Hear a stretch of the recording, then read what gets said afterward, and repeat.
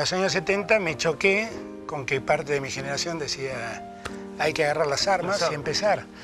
Y ahí me choqué contra ellos y yo no participé de esa lógica, fui parte de lo que se llamó la UES Lealtad, que era la UES que decía que en democracia y con Perón gobernando no se debían tomar este tipo de acciones. A veces me pregunto qué influyó más en mí. Si influyó más Bob Dylan, Joan Baez, los Beatles, Walt Whitman o Perón. El funcionario en el imaginario público es alguien que está primero en el poder y la gente piensa que el poder es un lugar pecaminoso. Esto que voy a decirse es que me voy a ganar el odio de mucha gente del interior, pero el problema es que en Buenos Aires atiende Dios y todos los problemas llegan a Buenos Aires. Irse del gobierno era un problema, irse 1 o 2 días del despacho era un problema. Cuando uno se saca del traje de ministro, cambia todo. Bueno, Alberto, vamos al segundo bloque. Bueno. Hace apenas unos días termino de leer Políticamente Incorrecto, que es su último libro. Sí. ¿Cuánto tiempo le llevó a escribirlo? ¿Cómo fue el proceso? ¿Por qué decidió escribirlo, Alberto?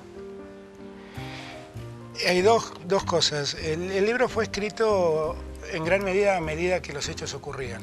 Que yo fui dejando como a la noche cuando llegaba a casa, trataba de volcar lo que había pasado, de los sucesos que me parecían importantes, de los acontecimientos que me parecían importantes. Y eso que la mayoría de las veces dice que se acostaba a la madrugada y a las 8 ya le sonaba el teléfono de nuevo. Sí, total. No, y antes, porque vos sabés que yo llevaba, y sigo llevando a mi hijo todas las mañanas al colegio. Entonces yo, 7 menos cuarto de la mañana, indefectiblemente estaba levantado. Lo dejaba a mi hijo en el colegio, en ese momento estaba en el colegio primario, y de ahí me iba a la casa de gobierno, llegaba 8 menos cuarto, y ahí ya estaba Kirchner, esa es la verdad. O sea, empezamos a esa hora del día y lo terminábamos muy tarde, generalmente después de cenar con Néstor en Olivos. Pero me hacía tiempo de ir escribiendo, aunque sea algunos renglones, como para guardar en un testimonio y poder recordarlo. Cuando dejé el gobierno, me pareció oportuno decirle cómo habían pasado las cosas, pero como mi salida del gobierno no fue muy bien entendida por el gobierno, y fue entendida casi como un gesto hostil al gobierno, dejé pasar un tiempo para aplacar los ánimos y para que se puedan contar las cosas desde una perspectiva más histórica. Y así recurrí a aquellos escritos, los ordené, y en el término de 4 o 5 meses ordené todo y lo saqué el libro, que en verdad tiene 2 vocaciones, ¿no? La primera era de dar testimonio de un tiempo histórico de la Argentina, que para mí fue un tiempo valiosísimo, de cambios, contado por un actor de ese tiempo, que soy yo, y respetando todo lo que pude respetar la objetividad de lo que había ocurrido. Y tuve una segunda intención. Obviamente la presencia de Néstor en mi vida política ha tenido un peso superlativo. Y a mí una de las cosas que me pasa es que todo el mundo me pregunta cómo era Néstor, cómo fue aquello, cómo se hizo esto otro. Y ahora lo que me preguntan es, ¿podemos comparar a Néstor con Cristina? Entonces la verdad que el segundo motivo era ponerle un fin práctico al tiempo mío con Néstor, porque yo creo que hay que ir para adelante. Alberto, ¿no? ¿No? Que las 2 sensaciones que tuve fueron, la primera, como conmovedor, dije, digo, este señor está casi como huérfano. Digo, ha perdido a alguien a quien realmente... Sí, claro, yo efectivamente lo quise mucho a Néstor Kirchner, lo valoro mucho por lo que hizo. Con él también tuve diferencias, ¿no? Claro. No voy a decir una cosa por otra, pero es mucho más lo bueno que él me ha dejado que lo negativo. Y la segunda sensación que tuve fue esto de que lo mostraba muy humano.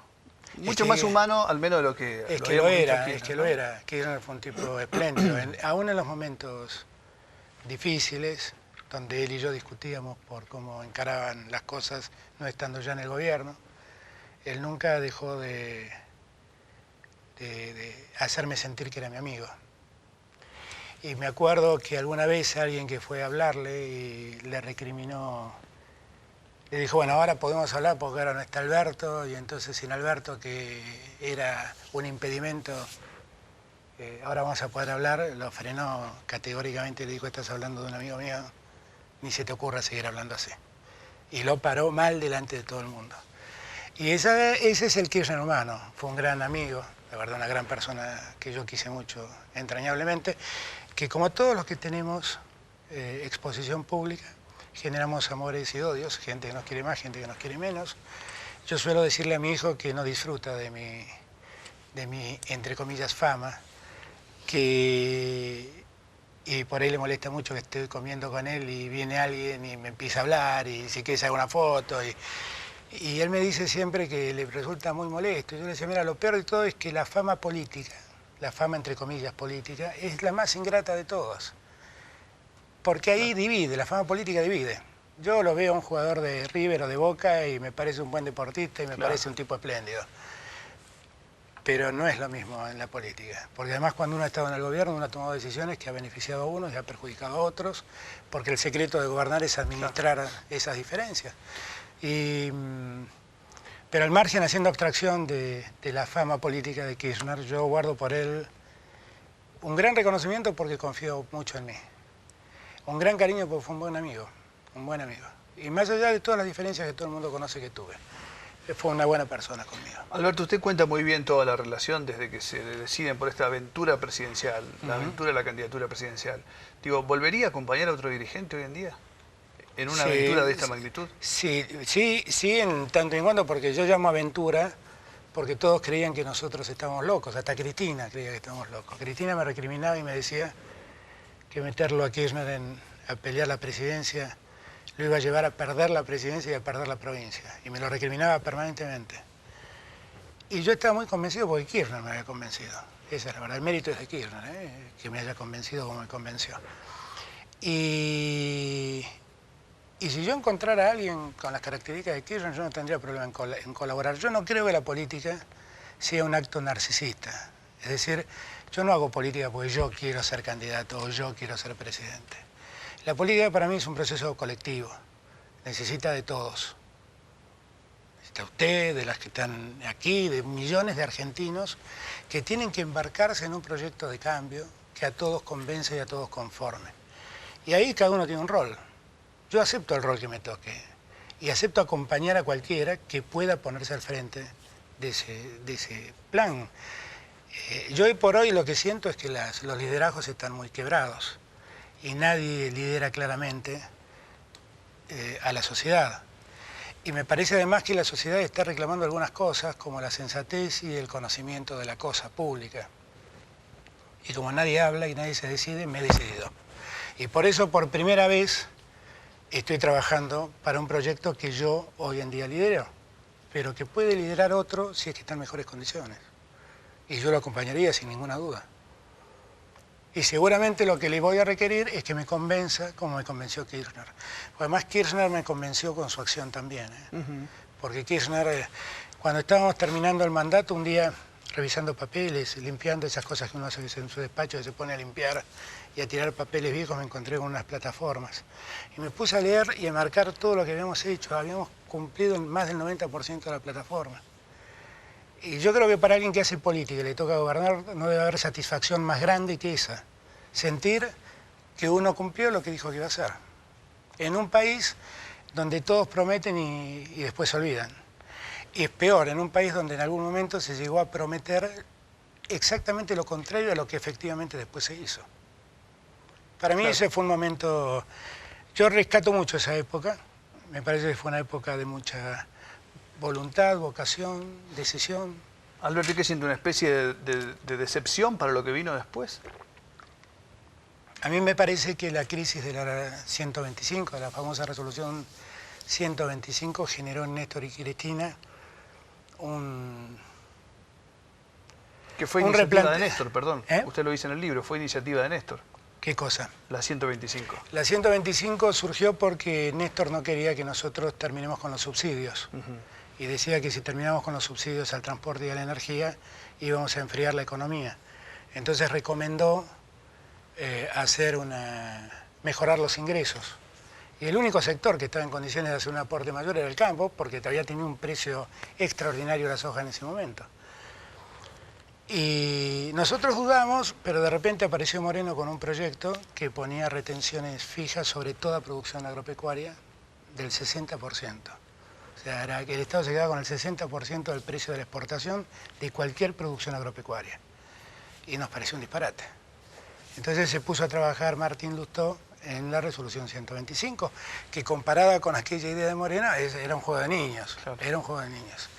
Pero yo digo que esa resolución y lo que generó, incluyendo la decepción final de la derrota legislativa, afectó mucho psicológicamente a Néstor y a Cristina, que se sintieron a partir de ese día hackeados y creyeron que de ahí en más iban a enfrentar una guerra contra sectores que no lo iban a dejar gobernar. Y entonces el proyecto se fue cerrando, dejó de ser un proyecto político amplio y se convirtió en un ejército donde unos mandaban y otros obedecían. Como en todo ejército en guerra no se debate. No. Usted se había hecho una suerte de promesa con Néstor, Alberto, en el sentido de decirle, yo siempre te voy a decir lo que creo. Absolutamente. ¿Y qué es lo que quiere escuchar el poder entonces, que se cierra de esa manera? Para dejar de escucharlo a usted, que era de su confianza. A veces yo en verdad lo que entendí, yo no pedí que me sigan escuchando el día que renuncié. El día que renuncié se lo dije a Cristina y se lo dije a Néstor. A mí no me eligió nadie y me eligieron ustedes. Y como yo ya no estoy de acuerdo con ustedes, no tengo nada que hacer acá. Y no estoy de acuerdo con ustedes, espero que circunstancialmente, no en el fondo. ¿Qué era circunstancialmente? No tengo nada que ver con la propuesta de encerrarse, no tengo nada que ver con la propuesta de establecer un discurso único. No tengo acá nada que ver con la propuesta de perseguir a todo el que dice sin embargo.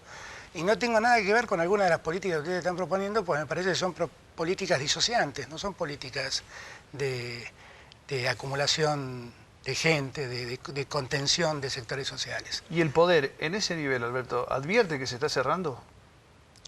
¿O encuentra enemigos en todos lados? A veces advierte, a veces no.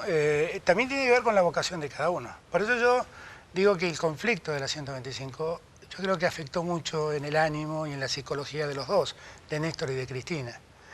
Y bueno, y vemos el presente. Mire, Cristina frente a un vicepresidente hackeado judicialmente, que todos los días le descubrimos una nueva mentira y un nuevo negociado, que arrastra más de 50 causas penales, prefiere echar a Rigui y proponer a Reposo. Eso lo puede hacer alguien solamente que no le importa nada lo institucional.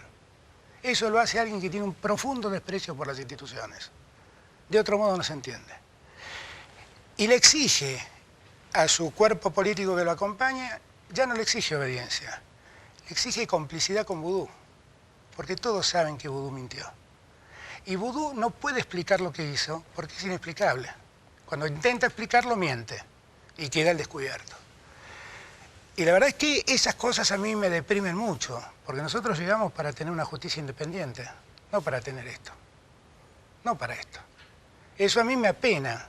Yo, cuando hablo de estas cosas, créanme, hablo con más pesar que placer.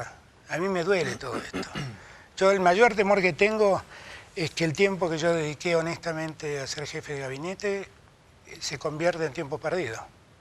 Y lo que más me duele es volver el ciclo atrás, ¿no? Por momentos siento que hemos retrocedido 20 años y estamos discutiendo las cosas hace 20, 30 años. No lo puedo creer, no lo puedo creer.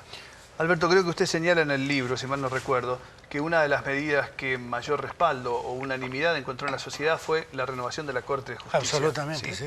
Digo, ¿y cómo conviven ahora entonces esa Corte y los jueces con Boyarvide? Bueno, a ver, la Corte, gracias a Dios, todavía sigue siendo un tribunal independiente, con jueces probos. En la Procuración General, donde estaba Esteban Ría, hay una crisis. Y abajo hay jueces de todo tipo. Hay muchos buenos jueces, pero Ollarvide tiñe mucho. Esta es la verdad. La presencia de Ollarvide tiñe mucho a la justicia. La gente siente que la justicia le parece más a Ollarvide que a los muchos buenos jueces que existen. Ahora, el problema es que todos sentimos que Ollarvide funciona a partir de la recomendación política del gobierno. Y eso es muy penoso, muy penoso. Pero lo que más duele es el retroceso, porque ya es muy difícil creer que a Cristina le interesa una justicia independiente. Y no tanto por Ollarvide, que estaba antes que nosotros llegáramos, claro, sino por lo que ha hecho con Reposo. Nadie que tenga un mínimo de conciencia, y Cristina la tiene en exceso la conciencia, puede creer que es razonable proponer para ese cargo a un personaje como Reposo, que es un personaje menor que no tiene la menor idea de derecho penal y que el único antecedente que le reconocemos es que hacía campaña por el vicepresidente que está hoy al filo de un procesamiento. Entonces, el desprecio ese, yo creo que los argentinos lo vivimos como una gran decepción. Como una gran decepción. La servilleta de Menem ya es casi una anécdota al lado de semejante cosa. Como una gran decepción. Bueno, vamos a hacer una pausa. Bueno, ¿sí? ¿cómo no? Muchísimos temas más para hablar. No elegimos palabras en este Lo bloque. elegimos. Está muy bien. Está muy Bueno, bien. ya volvemos. Gracias.